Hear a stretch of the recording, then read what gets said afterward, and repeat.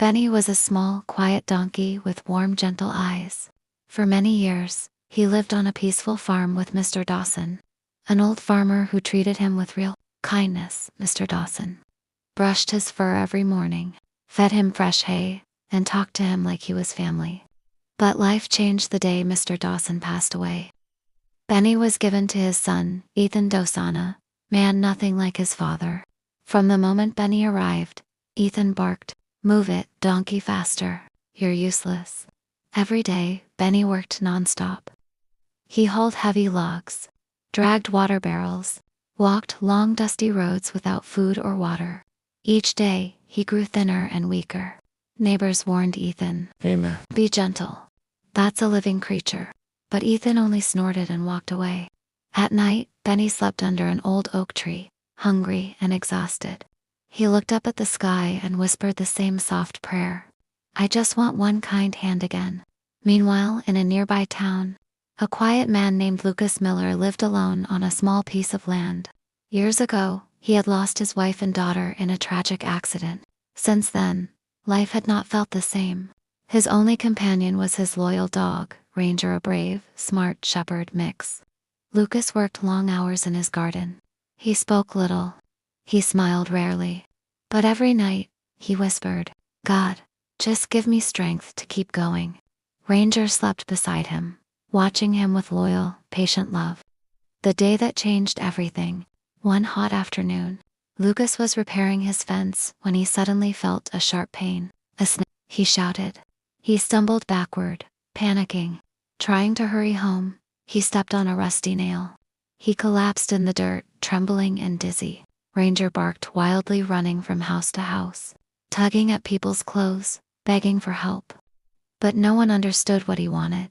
Finally, Ranger spotted Benny, grazing weakly in an open field. The little donkey looked tired, thin, and fragile. Ranger barked again, circling Benny urgently. Benny understood. He followed Ranger. They reached Lucas, who was nearly unconscious. Benny gently knelt beside him. Lucas whispered painfully, "Thank you. Whoever you are." Ranger nudged him. Benny lowered himself further, inviting Lucas to climb on. Lucas wrapped his arms around Benny's neck. "All right, buddy. I'm holding on." Benny rose, legs shaking but determination in his heart. Step by step, he carried Lucas toward town. Ranger ran beside them like a soldier. People gasped. "That donkey's carrying a man. Call 911.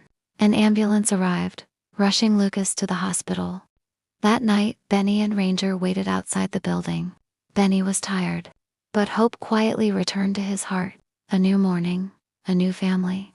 Lucas opened his eyes the next morning and saw Benny and Ranger waiting through the window. Tears filled his eyes. "You two saved my life.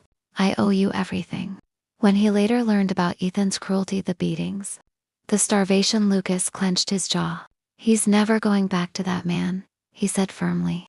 Lucas adopted Benny that day.